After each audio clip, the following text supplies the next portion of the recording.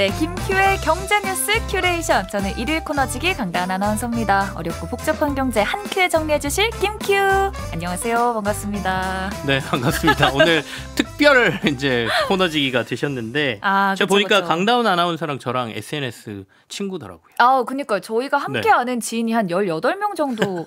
18명밖에 안 됩니까? 아니, 그래도 한 명만 있어도 인연인데 참 인연이 깊은 관계인 것 같습니다. 근데 경제에 좀 관심이 있으세요? 제가 또 한때 주식으로 말아먹기도 하고 벌기도 했던 입장으로서 아주 가깝고 또 테스 자격증 보유자입니다. 아, 그러시군요. 경제상식 시험. 상식이라고 하지 마시고 이제 전문가라고 좀 인정해 주시면 안 됩니까? 알겠습니다. 그럼 오늘 날카로운 질문이 예상되는데 어떤 이슈가 궁금하신가요? 네, 제가 경제형별 합리화를 한다는 뉴스를 봤거든요. 이게 뭘 어떻게 한다는 건지 먼저 좀 얘기를 해 주시죠. 이번 주에 나온 뉴스죠. 경제형별 합리화. 기획재정부가 당정 협의를 거쳐서 110여 개 개선 과제를 포함한 경제형별 합리화 1차 방안을 발표를 했어요. 네. 이재명 대통령이 이 경제형별 합리화를 주문을 했고요. 그에 따라서 지난 8월부터 TF를 가동을 시켰고 2개월 만에 내놓은 첫 결과물로 보시면 되는데 단순 실수나 복잡한 규정을 잘 몰라서 징역이나 벌금형 등 형사처벌로 하는 것들을 이제는 좀 개선을 해보자, 이런 게 핵심이라고 보시면 되고요. 많이들 알고 계시겠지만 이제 벌금하고 과태료는 굉장히 천지 차이거든요. 어떻게 달라요? 벌금은 범죄에 대한 형사처벌이에요. 그래서 납부하게 되면 전과가 남는 형벌의 일종이고, 반면 과태료는 형사처벌이 아닌 행정처분이니까 전과가 남지 않고 행정상의 의무 위반 이 정도만 기록이 되는 건데, 금액이 같아도 그러니까 벌금과 과태료는 엄청난 차이인 거죠. 그러니까 지금까지는 경제형벌과 관련돼서 대부분 벌금형이었는데 이걸 이제 과태료로 바꾸는 이런 과정들이 좀 있을 것 같습니다. 정부가 이번 발표를 시작으로 6천여 개 경제형벌 규정을 정비 대상으로 보고 있고요. 이 중에 30%를 향후 1년 내에 정비할 목표도 지금 세워놨으니까 많이들 바뀔 것 같은데, 근데 이런 것보다도 여기에 핵심으로 사람들이 관심을 갖는 게 사실 배임죄 폐지입니다. 그러니까 정부가 이제 폐지 쪽으로 지금 가닥을 잡은 것으로 알려지면서 여기에 대한 논란이 조금 있는 상황이죠. 배임죄라고 하면은 그 막 드라마나 뉴스에서 재벌 총수들 구속될 때 대부분 좀 배임죄 아니었습니까? 맞습니다. 근데 이제 사람들이 많이 들어보긴 했는데 명확히 배임죄가 뭐냐고 물어보면 답을 잘 못하거든요. 저도 명확하게 모르겠어요. 그래서 이게 사실은 배임죄를 폐지하자는 주장의 일근 거예요. 그러니까 추상적이고 적용 범위가 너무 넓다는 것. 그 얘기는 다시 말해서 수사기관이나 법원의 자의적 판단이 개입될 여지가 매우 크다는 얘기이기도 하거든요. 그래서 폐지하는 사람들이 이렇다라면 이 배임죄는 개정을 하거나 폐지를 해야 된다라고 강하게 주장을 하고 있고요. 사실 배임죄는 1953년에 제정됐으니까 이제 73년이나 된 법이죠. 법이 제정된 지 오래됐다고 해서 이게 다 문제가 되는 건 아니지만 그 안에 사회적인 분위기라든지 제도가 여러 개 바뀌고 시스템도 좀 바뀌었다라고 하면 개정의 필요성은 분명히 있을 수도 있겠다 싶습니다. 그러면 이제 배임죄가 뭐냐를 보면 법상으로 보면 형법 제 355조하고 356조에 들어있는데요. 타인의 사물을 처리하는 자가 그 임무에 위배하는 행위로서 재산상의 이득을 취하거나 제3자로 하여금 이를 취득하게 해서 본인에게 손해를 가한 경우, 이렇게 되어 있습니다. 좀 어렵잖아요. 조금 한 번 더 풀어보면 다른 사람의 일을 맡아 처리하는 사람이 그 임무를 어기고 자신이나 제3자가 이익을 얻게 해서 맡기는 사람에게 손해를 입히는 행위를 범죄로 규정한 거다, 이렇게 보이고요. 요걸 더 단순화시켜보면 믿고 맡긴 일을 배신한 죄. 배신한 죄. 네, 그래서 배임죄, 이렇게 이해하시면 되겠습니다. 형벌 규정은 10년 이하의 징역 또는 3천만 원 이하의 벌금인데 배임액이 5억 원 이상이 되면 특정 경제범죄 가중처벌법상 가중처벌도 됩니다. 앞서 잠깐 언급해 주신 대로 그간 재벌 총수들의 전횡을 막는데 이 배임죄가 톡톡한 역할을 해왔던 건 맞아요. 그러니까 고 이건희 회장이 삼성 회장이 삼성 SDS 신주 인수권부 사채라 그래서 이거 헐값에 발행해서 불법 승계를 했다. 이 부분도 배임죄로 처벌을 받았고요. 최태원 SK그룹 회장은 계열사 자금 450억 원 사적 유용, 이것도 배임죄로 처벌받았고요. 김승현 하나그룹 회장도 3천억 원대 부실 계열사 지원 사건 등 이것도 모두 배임죄로 처벌을 받은 사건입니다. 근데 말씀 들어보면 배임죄가 톡톡히 역할을 했던 것 같은데 왜 폐지를 하는 걸까요? 기업들 좀 봐주게 하는 거 아니에요? 상법 개정부터 최근에 이제 노랑봉투법까지 약간 재계를 압박하는 법안들이 굉장히 속도감 있게 추진이 됐단 말이죠. 네. 이전 정부 들어서. 그런 차원에서 기업들에게 일부의 출구를 열어주는 측면도 뭐 있다고 볼 수 있겠죠. 다만 이걸 전부라고 말하기에는 무리가 좀 있는 것 같고요. 그러니까 놀이터에서 시소를 생각하시면 되게 좋을 것 같은데 네. 시소가 이렇게 딱 평형을 이루는 상태가 가장 좋은 상태라고 우리가 본다라고 하면 과거에는 재벌을 중심으로 재계 쪽에 무게추가 너무 실려 있었어요. 그렇다 보니까 강한 법과 제도가 소수주주하고 노동자 쪽으로 이렇게 와가지고 앉아 있었던 상황이거든요. 그러면서 어느 정도 균형을 맞췄는데 시대가 변하면서 재벌들에 대한 견제도 조금 많아졌고요. 그리고 법과 제도도 많이 바뀌면서 과거만큼 재계의 무게추가 그렇게 무겁지가 않은 상태죠. 그러니까 이게 다시 이쪽으로 살짝 내려갈 거 아닙니까? 그러니까 한두 단계 법과 제도의 무게추를 재계 쪽으로 살짝 옮겨서 이 평균을 맞추려고 하는 시도가 지금 이루어지고 있다. 그렇게 해석하는 것도 좋을 것 같습니다. 근데 이 폐지를 두고 찬반 양론이 있을 것 같거든요. 네네. 김큐의 입장은 어떠세요? 저는 사실 폐지보다는 무게추가 너무 재계 쪽으로 그러니까 폐지가 돼버리면 이 무게추가 다시 재계 쪽으로 너무 가버리는 그쵸. 거라는 생각이 좀 들거든요. 그래서 분명 배임죄가 좀 모호한 부분이 있습니다. 그러니까 특히 임무위배라는 개념이 너무 추상적이어서 그러니까 예를 들면 이런 거죠. 그러니까 어떤 경영자가 큰 M&A를 했어요. 어떤 네. 회사를 인수를 했습니다. 미래 회사에 도움될 거라고 생각하고 인수를 한 거죠.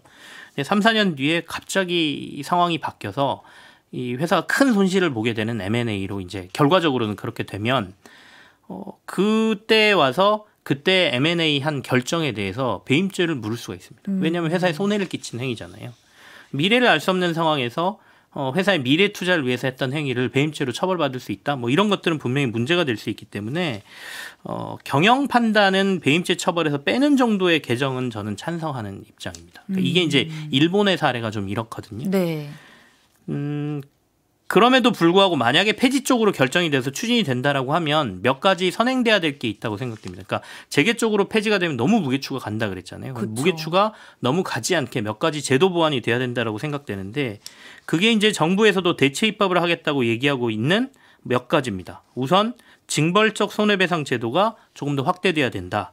지금 우리나라는 하도급법이나 제조물체계법 등 한 20개 정도의 법률안에만 산발적으로 이 징벌적 손해배상 제도를 하고 있는데 네. 이걸 더 많이 확대해야 된다는 생각을 갖고 있고요. 또 집당소송 제도도 전면적으로 확대를 고민해야 될 시기다. 만약에 배임죄를 폐지한다라고 하면 지금은 증권 분야에만 제한적으로 허용이 되고 있습니다. 그러니까 재계 쪽에서 주장할 때 배임죄는 우리나라에만 있는 형벌이다라고 주장을 할 때 그럴 수밖에 없는 게 해외는 배임죄가 없어도 제가 지금 말씀드린 징벌적 손해배상이라든지 집단소송 제도가 굉장히 강해서 네. 저지르면 여기서 처벌받거든요. 그러니까 그런 것들을 견제할 수 있는 걸 우리도 강하게 만들어야 된다라는 거고요.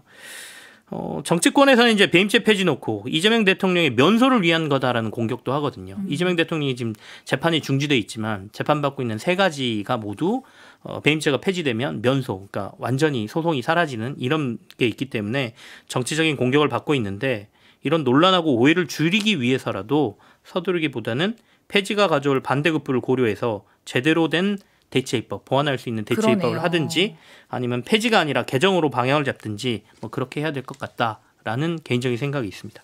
또 금산분리 완화 검토도 이재명 대통령이 언급을 했잖아요. 네네. 이걸 제가 좀 찾아보니까 말 그대로 금산, 금융과 산업을 분리하는 건데 맞습니다. 재벌 기업이 은행이나 금융사를 소유하거나 지배하지 못하도록 막기 위해서 만든 거거든요. 근데 기업이 은행을 소유하게 되면 뭐 예금자의 돈으로 계열사 빚을 지우거나 돌려막기 가능해지니까 이걸 막기 위해서였는데 네네. 이것도 완화시켜준다? 이 부분은 어떻게 봐야 될까요? 약간 불가피한 측면이 있는 것 같아요. 그러니까 완화를 할 수밖에 없는 상황이 좀 만들어지고 있다 이렇게 보이는데요. 네. 과거의 틀로 경쟁하던 시대가 이제 완전히 저물어가고 물론 제 생각에 동의하지 않는 분들도 계실 거예요. 그거 허물면 안 된다라고 강하게 주장하시는 분들도 계시겠지만, 그러니까 우리가 이제 자유무역 또는 공정경쟁 이런 틀과 룰에서 그간 그 WTO 체계에서 해왔던 상황이 완전히 지금 트럼프 대통령 때문에 깨지면서 지금은 관세 장벽을 엄청 높이고 있고요. 그리고 또 자국 산업 보호한다고 막 보조금 엄청 주잖아요. 미국도 보조금들 자기네 산업에 주거든요. 그렇죠. 그러면서 우리가 일단 살고 보자로 다 변해가고 있습니다. 근데 우리나라는 딱 양반처럼 자리에 앉아가지고 어유 저 쌍놈들 하는 것 좀 봐라. 뭐 저런 거 하면 되겠어?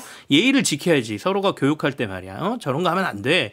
이러면서 바라보고 있다가 결국에는 우리도 굶어 죽게 생겼다라는 상황이 지금 벌어지고 있는 것 같습니다. 그래서 우리가 과거에 산업성장 시대로 돌아가 보면 일종의 기업들의 대표 선수를 선발하는 형태로 기업을 지원해 왔거든요. 그러니까 우리가 이제 스포츠 그 뉴스 하시니까 잘 아시겠지만 네. 국가대표에서 잘하는 선수를 선수촌에 보내가지고 적극적으로 지원해서 금메달 따도록 이렇게 도와주지 않습니까? 그 시스템이 과거 우리나라 60, 70년대, 80년대까지 이어진 시스템이거든요. 철강, 제일 잘하는 뭐 포스코, 자동차, 현대차, 뭐 예를 들면 전자, 삼성전자 딱 있죠. 네. 이런 데를 집중적으로 정부에서 싼 돈 빌려주고 뭐 여러 가지 지원을 해주면서 글로벌 기업으로 키우는 과정을 거쳐서 우리나라가 경제를 만든 건데 네. 물론 그 과정에서 집중적인 지원을 받다 보니까 이 부가 재벌들 중심으로 갔죠. 그러니까 총수되든지 아니면 그 오너가의 중심의 가족들한테 부가 집중되는 여러 가지 문제가 형성은 됐습니다만 지금은 이제 그런 대표 선수를 좀 해야 되는 필요성이 제기된 상황이다. 이렇게 지금 상황을 보고 있고요. 이 얘기가 나온 게 샘 올트먼 오픈 AI CEO하고 이재명 대통령의 면담 과정에서 얘기가 나온 거잖아요. 네. 그러니까 샘 올트먼 CEO가 엄청난 양의 HBM 구매를 하겠다라고 얘기를 했습니다. 삼성전자고 SK 하이닉스를 통해서 앞으로 구매할 거야라고 해서 LOI라는 걸 맺었는데 그렇게 되려면 지금 현재 삼성전자하고 SK 하이닉스의 반도체 생산 시설에 2배를 지어야 돼요. 그러니까 몇 년 동안 해야 될지는 모르겠습니다만 그래서 그렇게 된다면 엄청난 자금을 투자해서 생산 라인을 만들어야 되는데 기업들이 자금 조달을 할 수 있을 때 좀 더 유연하게 만들어주겠다는 차원에서 국가 전략 산업일 경우에는 금산 분리를 조금은 완화시켜주면서 자금 조달을 유용하게 해줘야 되는 거 아니냐라고 지금 나온 겁니다. 그래서 대통령도 신중한 검토가 필요하고 여러 논의가 필요할 것 같다라고 조건은 달았지만 아마도 이 금산 분리를 완화하기 위한 여러 가지 얘기가 돼야 되지 않을까? 앞으로 진행되지 않을까 싶습니다. 근데 이 배임죄 폐지나 금산분리 완화 검토 이런 것들이 다 어찌 보면 좀 기업에게 좀 유리한 방침인 거네요. 그렇습니다. 그러니까 결국에는 이제 이재명 대통령의 여러 가지 중에 국가 경쟁력을 강화하기 위한 수단으로 지금 우리나라의 전력산업 특히 반도체 그쵸. AI 쪽을 육성하겠다라는 게 있죠. 이게 나중에 우리나라의 결국에 생존을 가를 거다라고 보고 있기 때문에 그래서 결국에는 이 부분에 대한 들어가는 자금의 루트를 더 열어주겠다는 차원이기도 하고요. 그다음에 그 주가 지수를 높이겠다는 전략 안에도 기업이 잘 돼야 결국에는 지수가 높아지는 거니까 그런 부분에 있어서 기업들에게 문을 좀 열어주고 대신에 주주들을 위한 여러 가지 대주주를 압박하는 정책들도 상법 개정 등으로 해서 또 반대쪽에서 하고 있다 이렇게 보시면 되겠습니다. 네. 투트랙으로 가는 거네요. 네. 아우 진짜 시간 너무 빠른데요. 선생님 저 더 가르쳐 주셔야죠. 다음에 또 놀러 오십시오. 자주 오십시오. 자주 오겠습니다. 네. 열심히 공부하고 또 와야죠. 또 저희의 인연을 이렇게 확인할 수 있는 시간이었습니다. 네. 오늘 감사합니다. 강다은 아나운서와 함께했습니다. 고맙습니다. 네, 감사합니다.